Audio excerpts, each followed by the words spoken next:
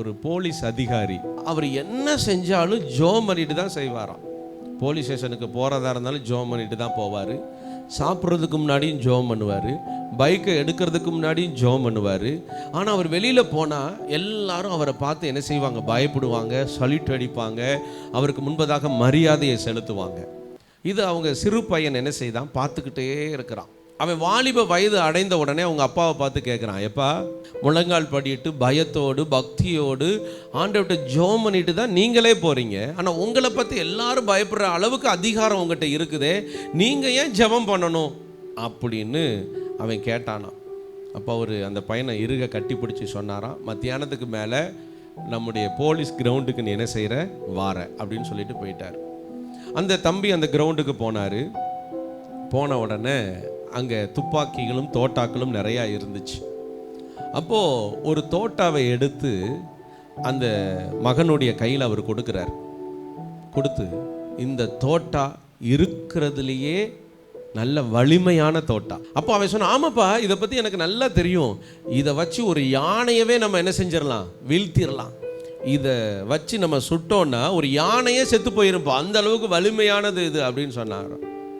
சரிப்பா, நீ யானையெல்லாம் வீழ்த்த வேணாம், இங்கே முன்னாடி ஒரு ஆப்பிள் வைக்கிறேன், இந்த தோட்டாவை மட்டும் வச்சு நீ இந்த ஆப்பிளை என்ன செஞ்சிடணும், ரெண்டாக உடைச்சிடணும். இவன் இந்த தோட்டாவை எடுத்து அந்த ஆப்பிள் மேலே எரிஞ்சு பார்க்குறான். ஆப்பிள் கொஞ்சம் கூட நகலவே இல்லை இருக்கிற இடத்துல இருந்து.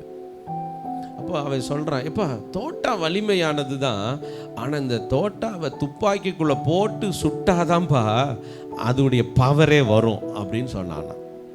இப்போ இவர் சொன்னார், எனக்கு அதிகாரம் இருக்குது, நான் தான் தோட்டா, எனக்கு என்ன இருக்கிறது, அதிகாரம் இருக்குது, நான் என்ன வேணாலும் செய்யலாம், எனக்கு கார் ஓட்டக்கூடிய திறமை இருக்கிறது, பைக் ஓட்டக்கூடிய திறமை இருக்கிறது, தொழில் செய்யக்கூடிய திறமை இருக்கிறது, எல்லா திறமைகளும் நான் படித்திருக்கிறேன், நான் ட்ரைனிங் எடுத்திருக்கிறேன், எனக்கு வலிமை இருக்கிறது, எல்லாம் இருக்கிறது, ஆனால் நான் தோட்டா தான்.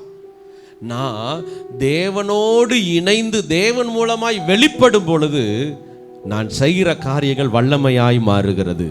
அல்லேலூயா. துப்பாக்கி இல்லாமல் தோட்டாவை வைத்து ஒன்றுமே செய்ய முடியாது. அதே போலதான் ஜெபம் இல்லாமல் தேவன் மூலமாக ஒரு காரியத்தை நீங்க செய்யாமல் எதுலையுமே ஜெயம் எடுக்க முடியாது. நீங்க நல்ல கார் ஓட்டுவீங்க, இருந்தாலும் ஜெபிச்சுட்டு தான் கார் ஓட்ட ஆரம்பிக்கணும். நீங்க இந்த தோட்டாவை துப்பாக்கி மூலமாய் வெளிப்படுத்துகிறது போல நீங்க எப்பொழுதும் ஆண்டவரின் மூலமாய் உங்க காரியத்தை வெளியில கொண்டு வரணும். எத்தனை பேர் அதை ஒத்துக்கொள்றீங்க? அப்படி நீங்க செயல்படும் போது உங்க வாழ்க்கையில எல்லாமே ஜெயம்தான். விசுவாசிக்கிறீங்களா?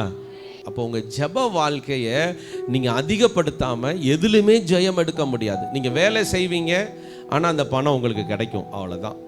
ஆனா அந்த பணம் ஆசீர்வாதமா மாறணும், அந்த பணத்தின் மூலமாக உங்க வாழ்க்கை செழிப்பாக மாறணும்னா ஜெபம் அவசியமா இருக்கிறது. உங்களுடைய வாழ்க்கை பரிசுத்தமா இருக்கிறதுக்கு ஜெபம் அவசியமா இருக்கிறது. உங்க வாழ்க்கையில நீங்க எல்லாவற்றையும் ஜெயித்து தேவனுக்காக வைராக்கியமா நிக்கணும்னா ஜெபம் அவசியமா இருக்கிறது. நம்மை போல பாடுள்ள மனுஷன் யாரு? நீங்க இன்னைக்கு எனக்கு அந்த வேலை இருக்கு பாஸ்டர், இந்த கஷ்டம் இருக்கு பாஸ்டர், அதனால ஜெபிக்க முடியல பாஸ்டர் சாக்கு போக்கு சொல்ல முடியாது. ஏன்னா எலியா நம்மை போல பாடுள்ள மனுஷனா இருந்தாலும் கருத்தாய் ஜெபம் பண்ணி இருக்கிறார். அதனால மழை பெஞ்ச மழையையும் அவரால் நிறுத்த முடிஞ்சது. மோசே ஜெபித்ததுனால தான் அவ்வளோ ஜனங்களையும் அவர் என்ன செஞ்சார், அற்புதமாக நடத்திட்டு போனார். இன்னைக்கு உங்கள் குடும்பத்தை நடத்தணும்னா ஜெப தேவை. உங்கள் குடும்பத்துக்கு விரோதமாய் வந்திருக்கிற எதிரிகளின் சதிகளை ஜெயிக்கணும்னா எஸ்தரை போல உபவாச ஜெபம் அவசியம். உங்களுக்கு விரோதமாய் சத்துரு ஒரு திட்டத்தை தீட்டி வைத்திருந்தால் தானியேலை போல ஜெபித்து அந்த சத்துருவின் திட்டங்களை முறியடிக்க முடியும். உங்களுக்கு ஒரு தேவை என்றால் எலியாவை போல கருத்தாக நீங்கள் ஜெபித்தீர்கள் என்று சொன்னால் உங்கள் வாழ்க்கையில் அந்த தேவைகளை கர்த்தர் சந்திப்பார். இப்படித்தான் ஜெபத்தின் மூலமாக நீங்கள் ஜெயத்தை எடுக்க முடியும். தாவீது சங்கீதம் 23 சொல்வாரு, நான் கர்த்தருடைய வீட்டிலே நீடித்த நாட்களாய் நிலைத்திருப்பேன். நீங்க எங்க வாசம் பண்றீங்க? வாசம் பண்றோம்னா நம்ம இருக்கிற இடம் தான் அந்த வாசம் பண்ணுகிற இடம். விவேகானந்தர் பகுதிக்கு வாங்க, இந்த தெருவுக்குள்ள வாங்கன்னு ஒரு அடையாளத்தை சொல்றீங்களா இல்லையா? இப்போ தேவன் வாசம் பண்ணுகிறதுக்கு ஒரு இடத்த கேட்குறாரு. நான் வாடகை வீட்டில் மாதிரி அங்கேக்கும் இங்கேக்கும் நான் இருக்க விரும்பலப்பா, எனக்கு ஒரு நிரந்தரமான ஒரு இடம் வேணும். உங்க குடும்பத்துல கூட ஆண்டவர் வந்தா நிரந்தரமா இருக்க விரும்புறாரு. அப்போ நல்ல கவனிங்க, ஆண்டவர் எங்க வாசம் பண்ணுகிறாரு? இப்ப தாவீது சொன்னாரு, நான் கர்த்தருடைய வீட்டிலே நீடித்த நாட்களாய் நான் நிலைத்திருப்பேன் தாவீது சொல்றாரு. அப்ப எது கர்த்தருடைய வீடுனா, தேவன் எங்கே வாசம் பண்ணுகிறாரோ அதுதான் கர்த்தருடைய வீடு. சங்கீதம் 22:3 வாசிங்க. இன்னொருத்தங்க சங்கீதம் 34:1 எடுத்துக்கொள்ளுங்கள். இதே தாவீது சொல்றாரு, இஸ்ரவேலின் துதிகளுக்குள் வாசமாயிருக்கிற தேவரீர் நீரே பரிசுத்தர். அப்ப ஆண்டவர் எங்க வாசம் பண்ணுகிறார் சொல்லுங்க? நீங்க வீட்டில் வாசம் பண்றீங்க, ஆண்டவர் எங்க வாசம் பண்றாரு? துதிகளுக்குள்ளே வாசம் பண்ணுகிறார். இன்னைக்கு நம்ம எல்லாரும் ஜெபிப்போம், ஆனா துதிக்கிறோமாங்கிறத நம்ம ஆராய்ந்து பார்க்கணும். இப்ப ஆண்டவர் எதுக்குள்ள வாசம் பண்றாரு? சரி, அப்ப 34:1 வாசிங்க. கர்த்தரை நான் எக்காலத்திலும் ஸ்தோத்தரிப்பேன், அவர் துதி எப்போதாவது என் வாயிலே இருக்கும். இது நீங்க சொல்லணும், நீங்களும் நானும் சொல்லணும். எப்போதாவது நான் துதிப்பேன் பாஸ்டர். வண்டியில் போய்கிட்டே இருப்பேன், டமாரும் டயர் வெடிக்கிற சத்தம் கேட்டோம், சோதரம் சோதரம் சோதர பாதுகாத்துக்கோங்கப்பா பாதுகாத்துக்கோங்கப்பா சோதரம் சோதரம் துதிப்பேன், ஜெபம் பண்ணிக்கிட்டே இருப்பேன். திடீர்னு வீட்டுக்காரன் வந்து நாளைக்கு வாடகை கொடுக்கணும், கஷ்டமாக, சோதராண்டவரை துதிப்பேன். எப்போதாவது நெருக்கங்கள் வரும்போதெல்லாம் துதிப்பேன் நீங்கள் சொன்னீங்கன்னா ஆண்டவர் பாப்பார், நெருக்கம் வந்தால் தான் துதிப்பியா? அப்போ எப்பொழுதும் நான் நெருக்கத்தை கொடுத்து உன்னை துதிக்க வைக்கிறேன்றவார். ஆபத்து காலத்தில் தான் ஆண்டவரை நோக்கி கூப்பிடுவேன் அப்படின்னு நீங்கள் சொன்னீங்கன்னா அப்போ ஆண்டவர் என்ன பண்ணுவார்? எப்பொழுதும் ஆபத்து காலத்தையே கொடுத்துக்கிட்டே இருப்பார், சும்மாவே இருக்க விட மாட்டார். திடீர்னு ஒரு முன்னாடி வந்து ஒன்று விழுகும், அத்தாடி சோத்திராண்டவரே. நிறைய பேர் பார்த்தீங்கன்னா பஸ்ஸுக்குள்ளே போய்கிட்டே இருப்போம், சட்டன் பிரேக்கு போட்டோன்னு அல்லேலூயான்னு ஒருத்தன் கத்துவான். அது வரைக்கும் யூடியூப்பில் சினிமா பாட்டு பார்த்துட்டு வந்துட்டே இருந்திருப்பான். பிரேக்கு போட்டோன்னு என்ன வந்துடுமா? அப்போ நீங்கள் ஆபத்து காலம் வந்தாதான், பரீட்சையில் ஃபெயில் ஆனாதான் ஆண்டவரேன்னு தேடி வருவேன், எனக்கு நெருக்கம் வந்தால் தான் தேடி வருவேன், அப்போ தான் ஜெபிப்பேன் அப்படின்னா அதைத்தான் அவர் பண்ணுவார். அப்போ அவருக்கு உங்கள் மேலே ஒரு நம்பிக்கை வரணும். என்னென்னா, எப்போதும் நான் கர்த்தரை தேடிக்கிட்டே இருப்பேன் அப்படின்னு நீங்கள் ஒரு தீர்மானம் எடுத்தீங்கன்னா எப்போதும் அவர் உங்கள் கூட வாசம் பண்ணிக்கிட்டே தான் இருப்பார். தாவீது சொல்கிறார், அவரை துதிக்கிற துதி எப்போதும் என் வாயில இருக்கும், எப்போதும் இருக்கும். காலையில் எந்திரிச்சாலும் இருக்கும், நடந்தாலும் இருக்கும், உக்காந்தாலும் இருக்கும், படுத்தாலும் இருக்கும். நீங்கள் இன்னைக்குலேருந்து ஒன்று பழகிக்கோங்க. என்ன தெரியுமா? பஸ்ஸில் ஏறி உட்காந்து போயிட்டே இருக்கிறீங்களா, சும்மா வேடிக்கை பார்க்காதீங்க.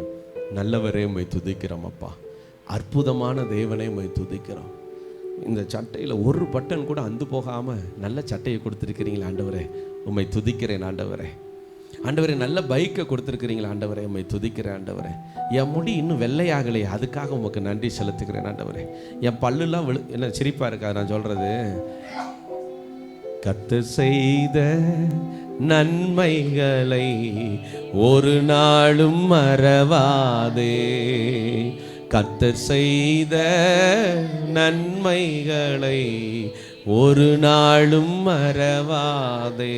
அப்போ எப்பொழுதும் நீங்க துதிக்க துதிக்க துதிக்க ஆண்டவர் உங்களோட வாசம் பண்ண விருப்பமாய் இருப்பார். ஆமென் சொல்லுங்க. நீங்க ஜெபிக்கிறது வேற, நல்லா புரிஞ்சுக்கோங்க. நீங்க ஜெபிக்க உக்காந்தீங்கன்னா கர்த்தர் அந்த இடத்துல அப்படியே வருவார் உங்க விண்ணப்பத்தை கேட்கறதுக்கு.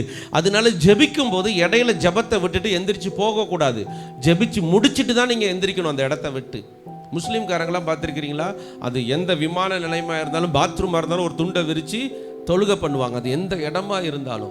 நம்ம ஆட்கள் எப்படி ஜெபம் பண்ணுவாங்க தெரியுமா? ஜெபத்தை ஆரம்பிப்பாங்க, மாப்பிள்ளைன்னு கூப்பிடுவோம், ஜெபத்தை விட்டுட்டு ஓடிடுவாங்க. அப்போ ஆண்டவரை நம்ம அசட்டை பண்ணுகிறோம். நீங்கள் ஜெபிக்க உட்காந்திங்கன்னா எத்தனை பேர் வந்தாலும் நீங்கள் எந்திரிச்சு போகக்கூடாது. இருங்க ஒரு நிமிஷம், கர்த்தர் என்னை கூட வந்திருக்கிறார், நான் அவர்கிட்ட பேசிகிட்டு இருக்கிறேன்னு சொல்லி அவரோட உறவாடிட்டு தான் நீங்கள் எந்திரிச்சு என்ன செய்யணும்? அவர்கிட்ட பெர்மிஷன் வாங்கிட்டு போகணும். ஆண்டவரே, இப்படி ஒரு வேலை வந்திருக்கு ஆண்டவரே, நான் போயிட்டு வரேன். ஆனால் துதிக்கிறது அப்படி அல்ல. நேரம் கிடைக்கும் போதெல்லாம் துதிக்கலாம், பாத்திரம் விளக்கிக்கிட்டே துதிக்கலாம். ஆமைன்னு சொல்லுங்க. இனிமேல் பாத்திரம் விளக்கும் போதெல்லாம் துதிக்க போகிறவங்களும் அல்லேலியா சொல்லுங்க. ஏன் ஜெகன்லாம் அல்லேலியா சொல்கிற, தண்டராஜா எல்லாம் பாத்திரம் தான் விளக்க போகிறீங்களா? இனிமேல் வாகனத்தில் போகும்போதெல்லாம் ஒரு அல்லேலியா சொல்லுங்க. நீங்கள் இந்த செய்தியை கேட்டுட்டு, ஏன் இதை சொல்கிறேன்னா, சிங்கம் வந்தப்போ கூட, கரடி வந்தப்போ கூட தாவீதை மேற்கொள்ள முடியலங்க. ஏன் தெரியுமா? துதித்து கொண்டே இருந்ததுனால. என்ன வியாதி வந்தாலும், என்ன பிரச்சனை வந்தாலும், என்ன போராட்டம் வந்தாலும் உங்களை மேற்கொள்ளவே முடியாது. ஏன் தெரியுமா? நீங்கள் துதிக்கிறீங்க. சவுல் துதிக்கலைங்க. சவுல் எழுதலை கர்த்தரை துதிக்கிற துதி எப்போது என் வாயில் இருக்குன்னு சொல்லி சவுல் என்ன செய்யலை, சொல்லலை. அதனால தான் சவுலால கோலியாத்தை ஜெயிக்க முடியல. ஆனால் தாவீது கோலியாத்தை எப்போ பார்த்தாரோ அப்போவே போட்டு தள்ளுறதுக்கு ஆர்வமாயிட்டார். ஏன் தெரியுமா? அவரோட கர்த்தர் இருந்தார். அல்லேலூயா.